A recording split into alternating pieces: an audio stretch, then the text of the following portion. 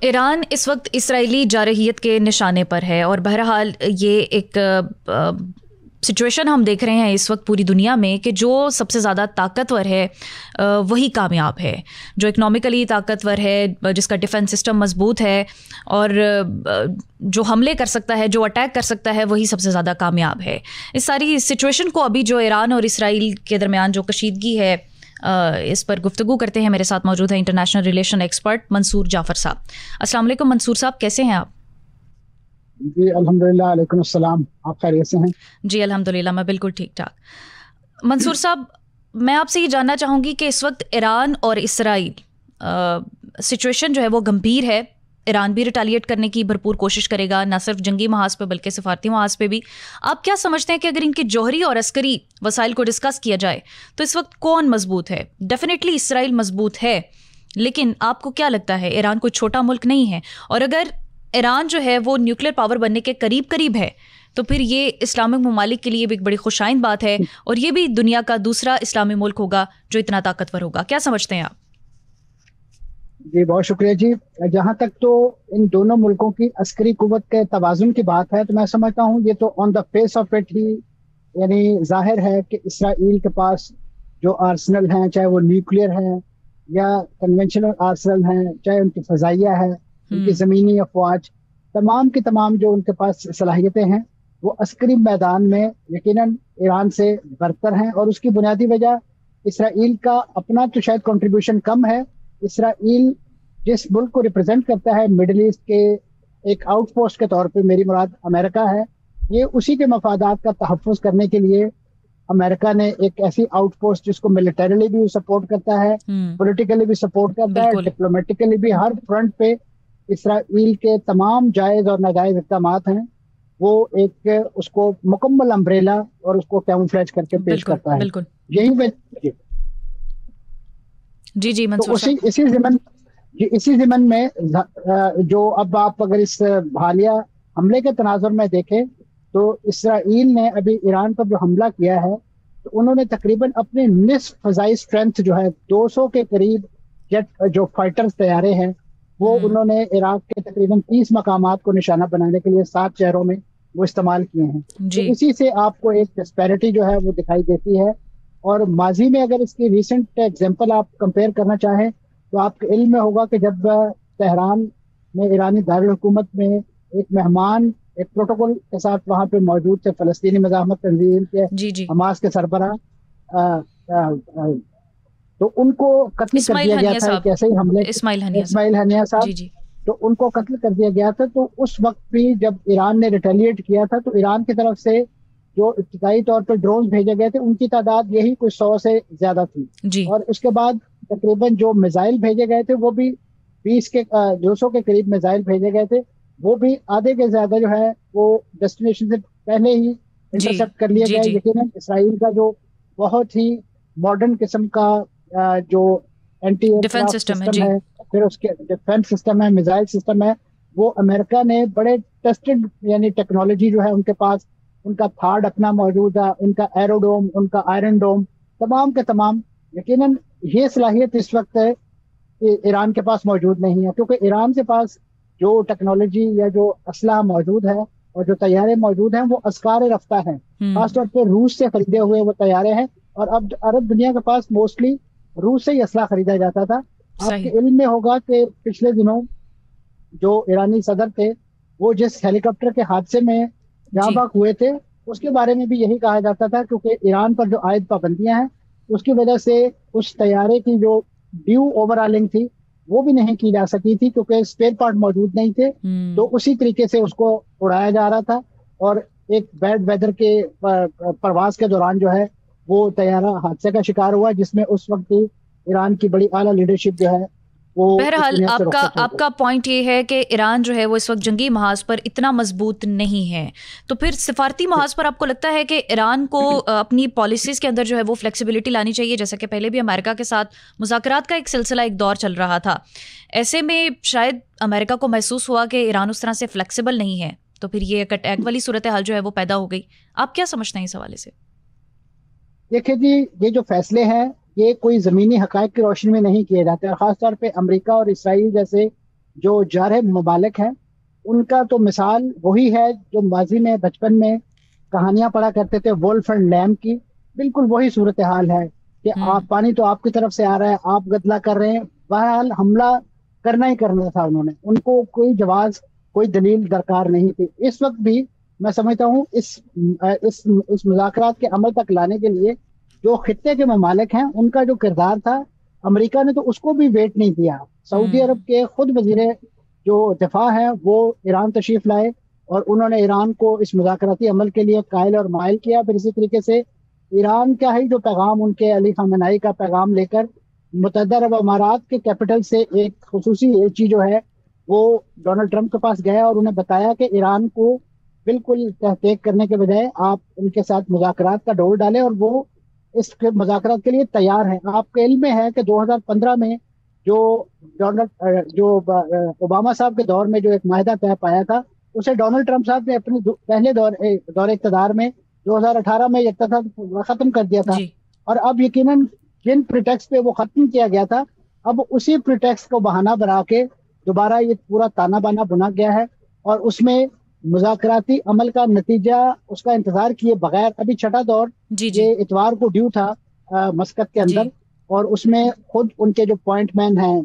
Steve بٹکوف وہ شریک تھے, اور خود عراقی جو وزیر خارجہ ہے اور ان کی جو جوہری توانائی ایجنسی کے لوگ ہیں وہ اس میں بڑا سیریس نیگوسیشن جاری تھی. اور اس میں خود آپ نے اگر ڈونلڈ ٹرمپ صاحب کے ریسنٹ پاس کے بیانات دیکھے ہوں تو اس میں وہ اس بات کا اعتراف کرتے دکھائی دے رہے تھے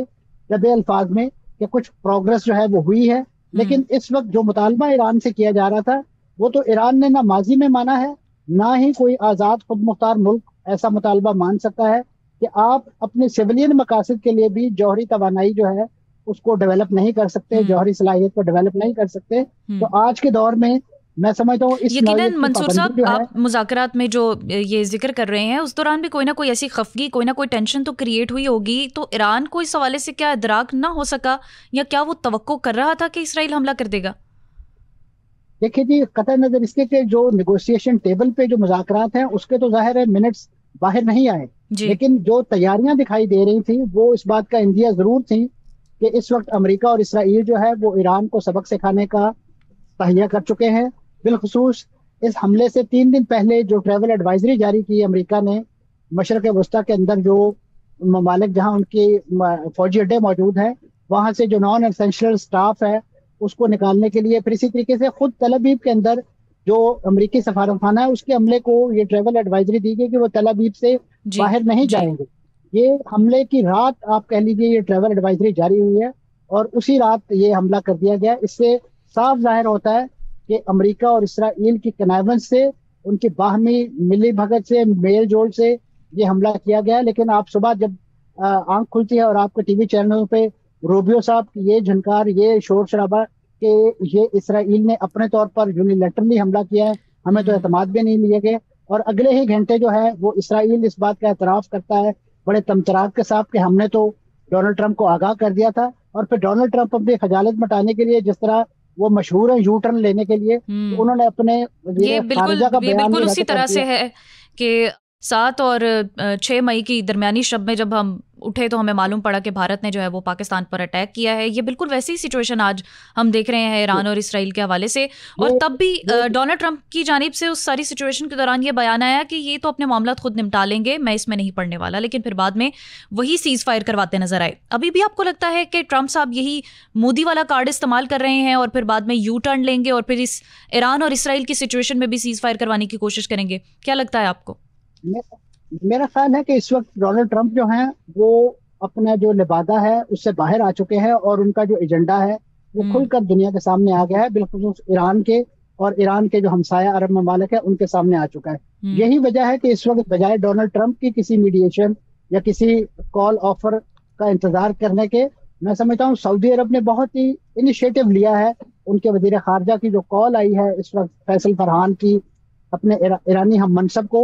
یہ میں سمجھتا ہوں ایک ایسی اوپننگ ہے جس سے ایک امید پیدا ہوئی ہے کہ اس وقت لگتا یہ ہے کہ خطے کے ممالک جو ڈپلومیٹک فرنٹ پر جو ڈرائیونگ سیٹ ہے وہ خود سنبھالیں گے, اسٹیئرنگ خود سنبھالیں گے, کیونکہ اس وقت ان ممالک کو اپنا وہ پوٹینشیل بھی پوری طرح آگاہ ہے اس سے, کیونکہ یہ جو ریسنٹ دورہ کیا ہے ڈونلڈ ٹرمپ نے اس دوران جس انداز کی ان کی نیگوسیشن اور جس طریقے سے ایک معذرت خانہ رویہ انہوں نے اسرائیل کو کارنر کر کے دکھایا ہے اور عرب دنیا کی خوشنودی حاصل کرنے کی کوشش کی ہے، اس کے بعد ڈونلڈ ٹرمپ صاحب کو بھی آئیڈیا ہو گیا ہے کہ یہاں پہ، اور جس طریقے سے جو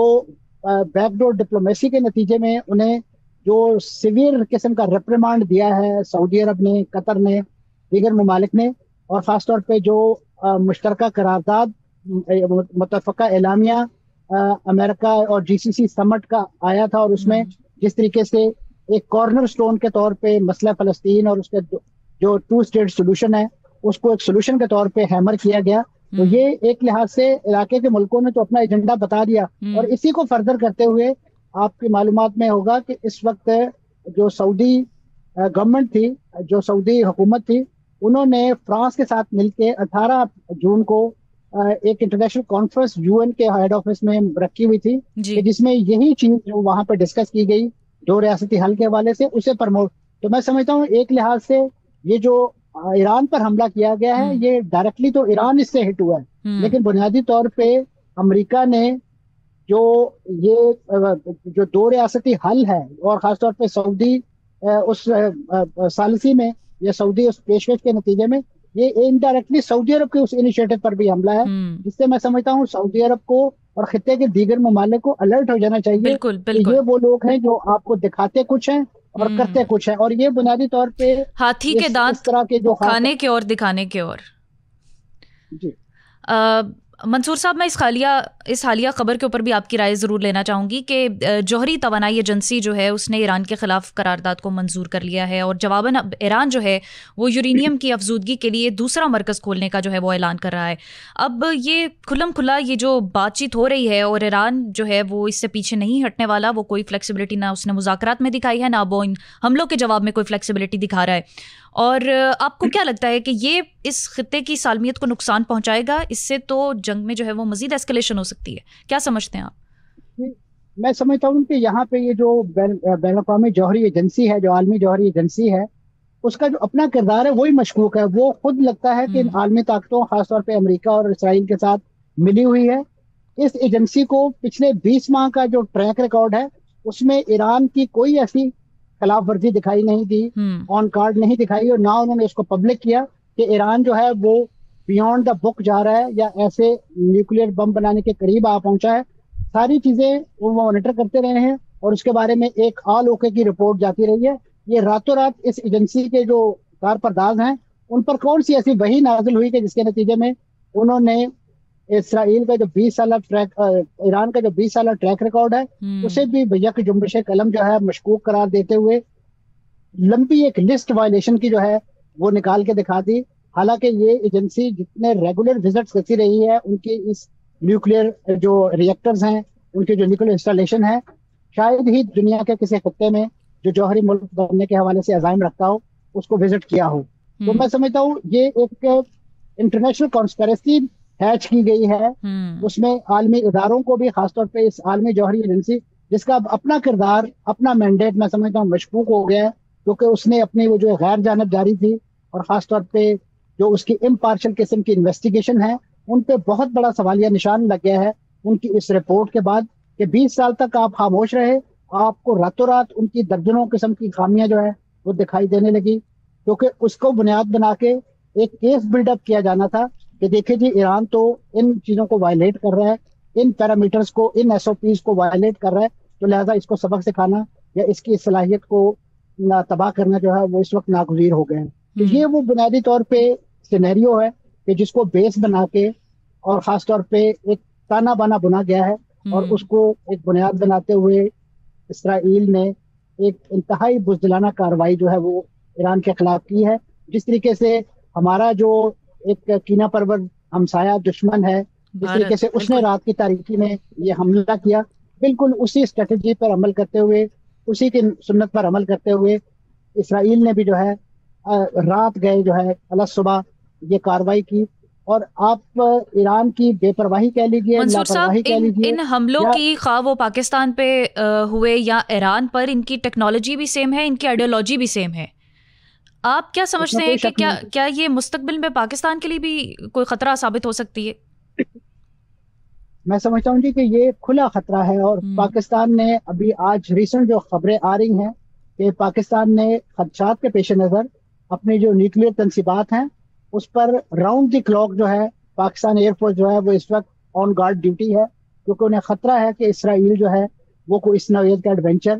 اس بھارت کے ساتھ مل کے یا براہ راست کر سکتا ہے، کیونکہ انہیں اس وقت جس طاقت کا نشہ ہے اس میں اتنے بدمست ہیں کہ وہ ہر کسی کو رونتے ہوئے آگے جانا چاہتے ہیں، اور چاہے اس کے لیے اس کی کوئی بھی قیمت ادا کرنی پڑے۔ اور خاص طور پہ پاکستان کا جوہری پروگرام جو ہے وہ تو اسرائیل جیسے ملک جو ہے اس کی نظر میں روز اول سے ہی کھٹک رہا ہے، اور ماضی میں بھی ایسی کوششیں کی جا چکی ہیں جب اسرائیلی جو کمانڈوز ہیں وہ آپ کے مقبوضہ کشمیر کے اندر جو ہے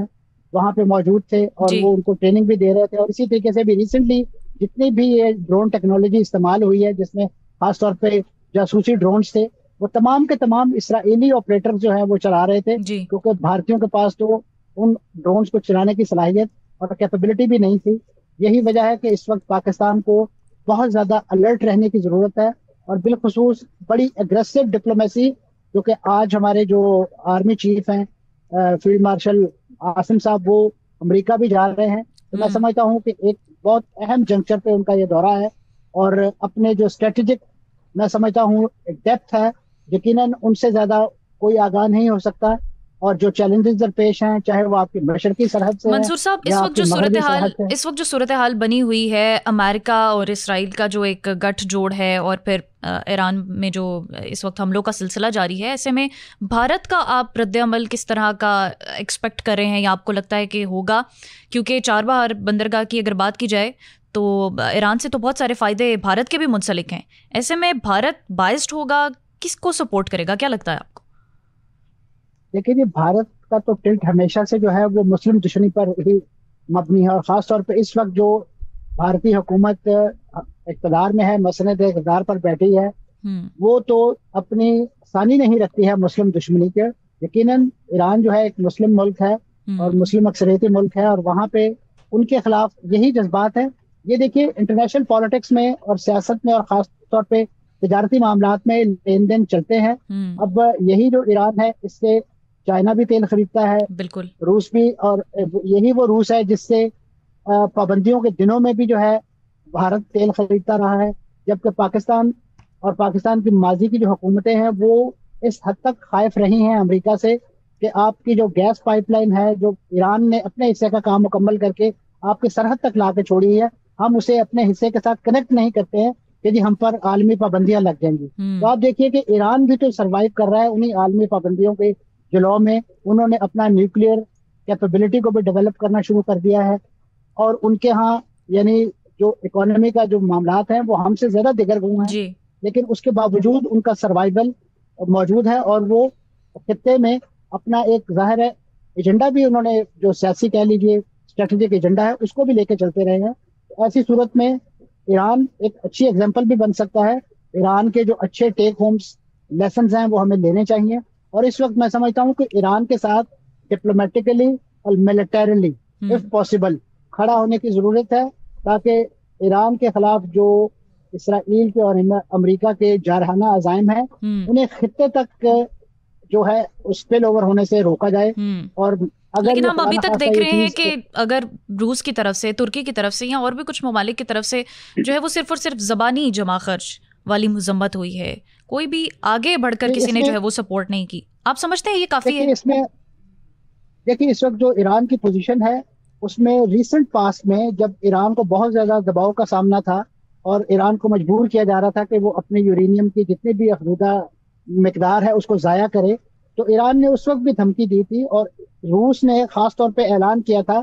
کہ ایران کا یہ جو افزودہ یورینیم ہے اسے ہم محفوظ جگہ پہ رکھ سکتے ہیں، تاکہ ایران کو جب فیوچر میں اس کی کوئی سول پرپز کے لیے ضرورت پڑے تو اسے فراہم کیا جا سکے۔ تو وہ ایک لحاظ سے انٹرنیشنل مانیٹرنگ میں ہی دینے والی بات تھی۔ تو یہی وجہ ہے کہ اس سے سپورٹ سے حوصلہ پاتے ہوئے ایرانی حکومت نے اور ایرانی سیاستدانوں نے کئی بار اس بات کا اعلان کیا کہ ہم اگر ہماری نیوکلیئر انسٹالیشن تباہ کر دی جاتی ہیں، ہمارے ریئیکٹر جو ہے وہ ناکارہ کر دیے جاتے ہیں، تو ہم اس یورینیم کو انرچ کرنے کی جو صلاحیت ہے اس کو دوبارہ بنانے کی کوشش کریں گے, سہوارہ بنانے کی کوشش کریں گے. ایران کا یہی عزم اور حوصلہ جو ہے وہ اسرائیل اور امریکہ کو ایک آنکھ نہیں بھاتا کہ ہم اس ملک کو صفحہ ہستی سے مٹانے کے درپے ہیں. اس کے عوام کو اس کے خلاف ہم ایک سے زائد بار جو ہے وہ سڑکوں پہ لا کر رجیم چینج کا ایجنڈا ناکام بنا چکے ہیں یا ناکام ہو چکا ہے. تو ان کو تو یعنی اس وقت سہانے روح دکھائی دیتا ہے کہ جس ملائیت کے خلاف انہوں نے کبھی روشن خیالی کا درس دیا, کبھی انسانی حقوق کا, کبھی خواتین حقوق کا,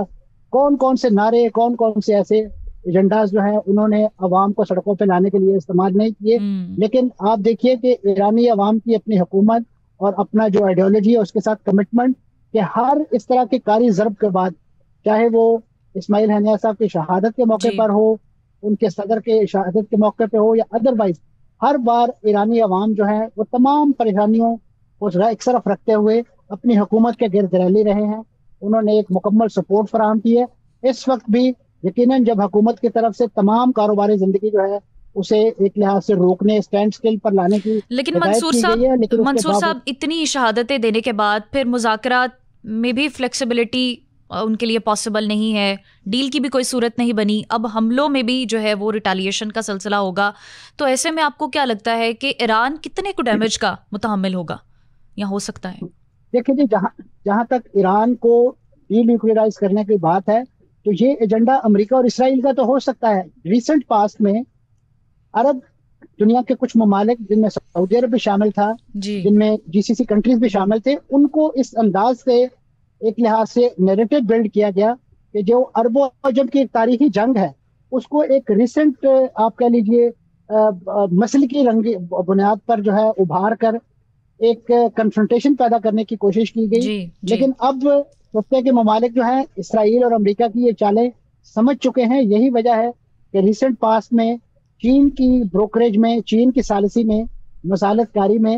سعودی عرب نے جس طریقے سے ایران کی رپروچمنٹ کروائی سعودی عرب کے ساتھ اور ان کے جو کشیدہ سفارتی تعلقات تھے اس میں بحالی آئی, یہ میں سمجھتا ہوں بہت بڑی ڈیولپمنٹ تھی. اور یقیناً یہ جو امریکہ اور اسرائیل جیسے ممالک ہیں ان کو یہ قطعاً پسند نہیں ہوئی. لیکن ایران نے بھی اپنا دل بڑا کیا اور اپنے بہت ساری جو گریونسز ہیں ان کو فورگو کیا. ریسنٹلی میں نے جیسے عرض کیا کہ جو علی خامنہئی کا خصوصی میسنجر ہے وہ میسج لے کے یو اے ای کے توسط سے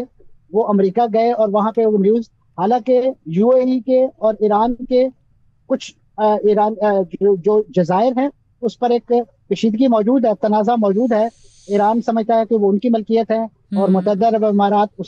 اس پر اپنی سیادت کا دعویٰ کرتا ہے. تو اب یہ ساری چیزیں جو ہیں خطے کے یہ دونوں ممالک چھوڑ چکے ہیں. وہ کہہ رہے ہیں کہ ہم ایک لارجر ایجنڈا جو ہے اس پر اکٹھا ہونا چاہتے ہیں. اور اس خطے کی جو ڈیولپمنٹ ہے خاص طور پہ بات تو بس منصور صاحب اکٹھے ہونے کی ہے, جہاں ایک طرف یہ آئیڈیالوجیز ہیں کہ بھارت اکھنڈ بھارت ہو, اسرائیل گریٹر اسرائیل ہو, وہاں پر اب اس ریجن کے مسلم ممالک کو بھی یہ سمجھ جانا چاہیے کہ ایک اکھنڈ مسلم امت ہونی چاہیے. منصور صاحب بہت شکریہ آپ کے وقت کا. یہ تھا آج کا سما پوڈ کاسٹ. اپنی میزبان کو دیجیے اجازت. اللہ حافظ.